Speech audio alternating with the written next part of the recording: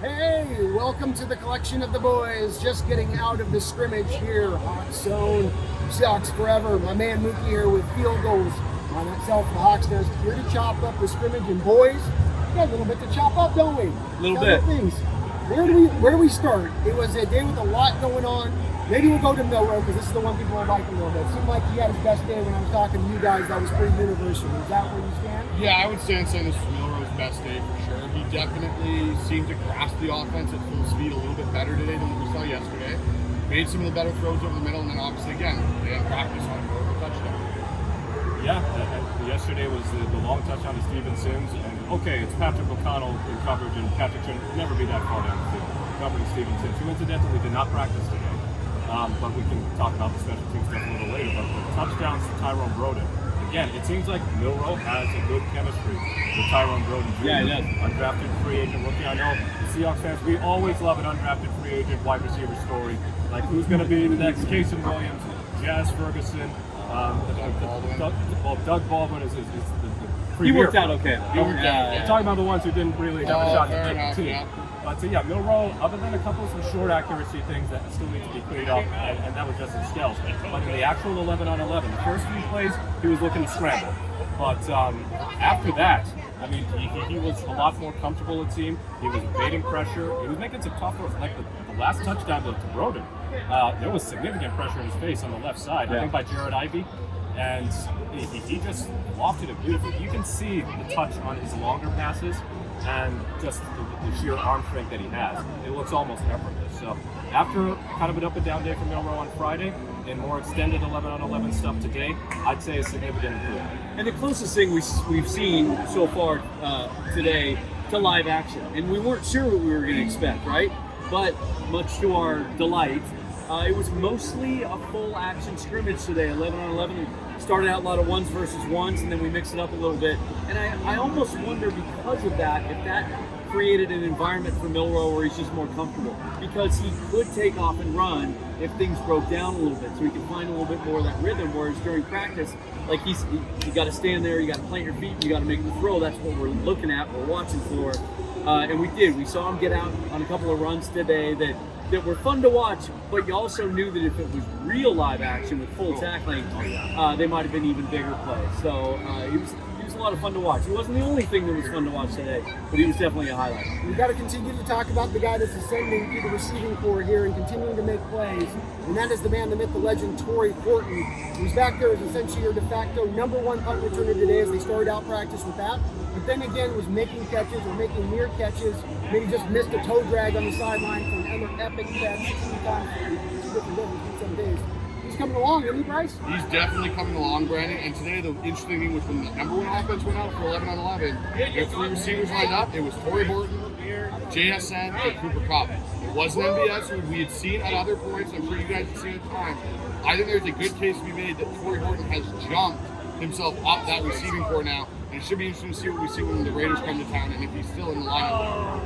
Yeah, Tory Horton, way back in March, or actually it was April, so a couple weeks after the draft, I was on the conference call with Daniel Jeremiah of NFL Network. We had a bunch of media people on there just asking him questions, his thoughts on the draft. So my question had nothing to do with quarterbacks, nothing to do with the offensive line. And I asked him what day 2, day 3 receivers could be of interest to the Seahawks. And he said Jack Bech, TCU, and Kyle Williams, Washington State, and then Tory Horton. And Tory Horton was somebody that I had my eye on ever since that game against Colorado. Travis Hunter, he was magnificent that day. I think that Horton's spot is more than secure. At the very least, and I think Greg Bell might have mentioned this, he's over Jake Bobo in the just targets depth chart, if you will. Like when it comes to blocking, I would anticipate that Bobo's still going to be there, especially in more condensed formations. He's got that brain for blocking that we don't know yet about Tory Horton, but Horton's hands impressed me the most. Like we'll see about his speed and game action soon, but his hands look rock solid. And yeah, he had a spectacular catch. I think it might have been in a scale, not 11 on 11, that he just couldn't get the second foot down, but it was nevertheless spectacular. So yes, Horton, wide receiver 4, maybe wide receiver 3 by midseason if he continues this trajectory. So it's not to say like Valdez-Scantling is gone or Bobo's going to get cut. It's just that Horton has separated himself fully from the other receivers on the lower end of the depth chart. And I do think it's worth noting on that point that even though MVS did nothing today, absolutely nothing. It doesn't.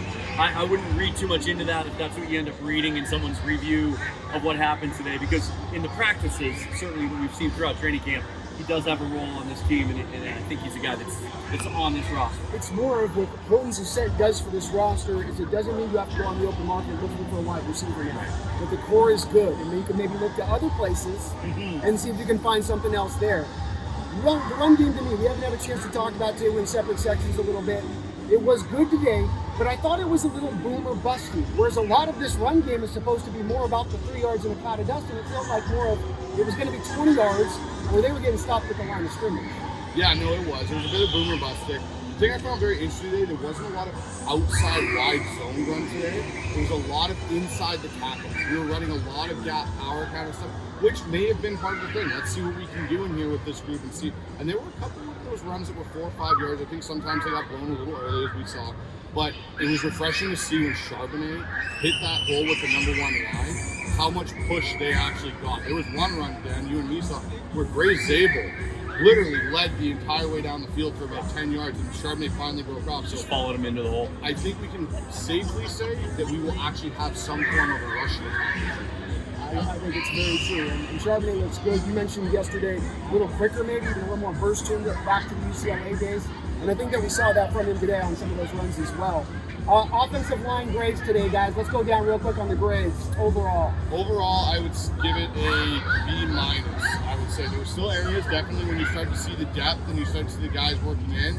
But I will say the starting group looked better today, especially last part of the game. Yeah, I give close to top marks for the first team offensive line with the ones, just to be, using some semantics here. The threes, I don't think were particularly good. In fact, Milroe effectively got sacked again left-hand side. They were giving up too many pressures. Although there was one play, Jacardio Wright. He might not have a strong chance to make the team, but he might be somebody who is practice squad material. He had a couple of nice runs, and I think that he's just shifty. He looks like he's got good vision. Damian Martinez didn't really do anything spectacular in 11-on-11s. I think he had a couple of good moments in skills, or just drills with receiving plays. Yeah, and pass play too. Yeah. Second unit was a bit of a mix and match, but I don't think they were anything spectacular. But I thought that they at least held up in pass pro. All I really care about is the first team, so I'm going to give them a B+. I thought, and building off of a practice yesterday where we were all felt pretty good about the pass protection, even though it wasn't full contact. I thought the quarterbacks were able to operate in rhythm today. That was really nice to see. The first, Sam Darnold, is who I'm talking about, obviously. And this is with, again, Anthony Bradford. We talked about this quite a bit on the shows that we've done the last couple of days. Being the guy at left guard, at least that's the way it appears now. And Josh at left side, I thought held up pretty well for the most part. Saw some iffy reps in pass protection from Bradford, which is just kind of part and parcel with what you're going to expect from him. I thought Josh Jones did a really solid job filling in for Charles Cross at left tackle. And the offense was able to function. They were able to operate. And even last year, a year ago at this time, at this event, didn't feel that way at all. It was kind of a mess.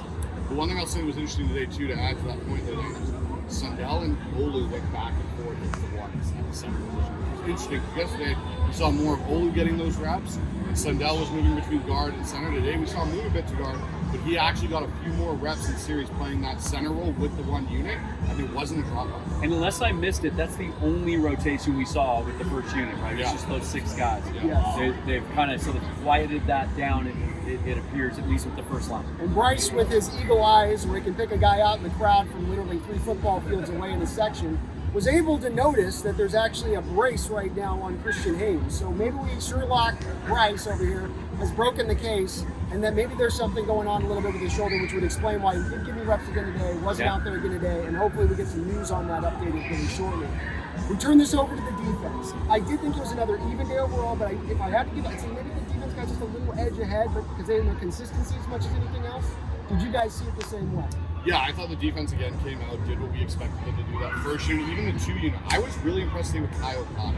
Kyle Cotta stood out to me as that second team safety, kind of organizing and leading that group in the back end, especially when Bell moved up in the nickel and they brought in Jarek Reed onto the field. So I thought that was really interesting with Kyle Cotta. I think there's a chance Kyle Cotta makes this team this year and isn't a practice squad guy. The one thing I'll say too is it was really interesting to see Mike Morris in more of a real game sense, How is he going to affect things, not just one-on-ones?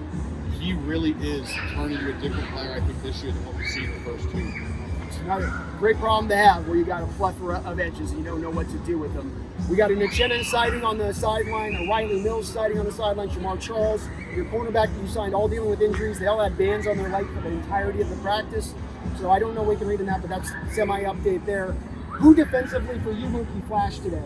I like D'Anthony Bell. I feel like he's going to be a solid contributor, more than a solid contributor on special teams, but he could be in that hybrid linebacker role or big nickel extra safety. So I thought Bell blew up a couple of plays in the red zone because there was like an extended red zone sequence toward the end of the session where Bell was very prevalent. DeMarcus Lawrence, he looked strong. He knocked Ray Zabel back a couple of times, as he's been doing in practice apparently, but guess what, rookie? It happens to the best of them. So no reason to hit the panic button, no alarm bells ringing. Tank Lawrence looks like he's got plenty left in the tank, pardon the pun. And just thinking about anybody else, Demarion Williams probably could have had a pick six off of Drew Lock, and he had a couple of other good reps, both in 11-on-11s, but also in just individual drills. So, yeah, I thought that the defense held up pretty well. There weren't too many ugly moments.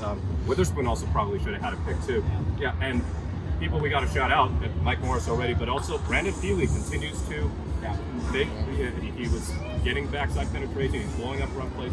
And also, one injury note to add, A.J. Finley, the safety, he was defending a touchdown to Derek Young. It was another Milroe jump pass, but this one worked out because Derek Young made a great catch in between two defenders. And Derek was shaken up a little bit, but he ended up doing some kick return stuff later on. And I think he had a couple other snaps in 11-on-11. But Finley, I think it was his right leg, right knee that was bothersome. So he limped off with the assistance of trainers, but they carted him off. Hopefully that's precautionary and it's not as serious as it seems, but that's definitely a hit to him and his chances to make a roster. Hopefully he's all right. But yes, yeah, that was the only notable any injury scare that we saw. Which is very important to us because injuries are something we've seen with McIntosh last year and it's happened before. Dan, was there a pass rusher that flashed for you today that stood out to you? Because it did seem like, to your guys' point, offensive line, how well they were holding up, especially the ones in pass play times. There wasn't as much action coming off that edge tonight. No, but there were a couple guys that showed a little bit of juice, I thought. Jared Ivey, again, another good day for him. He just seems really active. You just see him around the ball a lot. And then to follow on your point, I turned to Bryce at one point today and I said, I think even without Jonathan Hankins here, we might be better at nose tackle than we thought we were going to be. We might be okay there because not just Brandon Feely, but I thought Quentin Bohanna blew up a couple of plays today and did a nice job defending the run. And then the guy that really stood out for me, and I don't know that he really gets enough attention, I think Tyrese Knight just seems to be a guy who's always around the ball, kind of always in the right place. A couple of times today, especially defending runs to the boundary. If we had been going live bullets, he would have made some really nice plays. The list could go on. I thought it was a really nice day for a bunch of guys. Real solid, and especially for guys trying to make this roster, trying to carve out a role under this football team. But it was a successful day today. The offense played well at times, defense played well at times. You don't want anybody falling on their face, gentlemen. No major injuries coming out of it. The intensity is great. You guys were speaking in the background before we went live today about the physicality of this team that you felt today. And I felt like that was really on display. As Lucas talked about, a lot of condensed, a lot of goal line type of looks. Two tight ends, one wide receiver. We're just going to smash, and you know the run plays coming defensively, and let's go after it. I think that's the toughness they're trying to breed here. And you said this right as we were walking out of the stadium, is they were doing some of the stuff after practice wrapped up, signing balls, throwing them into the stands. There's some energy and some juice in this stadium right now that I haven't felt the last couple of years at this event. Fans are really excited about what this team can be. They really are, and we are as well. So if you're not subscribed up here to Hawks Zone, if you're not checking out the field goals, if you're not over there at Seahawks Forever, you need to be doing it. You need to be doing it now. Maybe a Hawks Nest too if you get a chance. Maybe a Hawks Nest. Get in there. I've had a great time with these guys. We've been able to go to training camp. Maybe we can do this as a yearly thing, guys. An annual thing here and start to set the stage. But it has been awesome to be able to hang out with these guys, pick their brains, see where they're at with it, and come away more educated than we started out with. We'll do it again next year. We thank you guys for watching. Please hit the sub on all these guys. Hit the like. But beyond all else, boys, don't you ever forget. Go Hawks.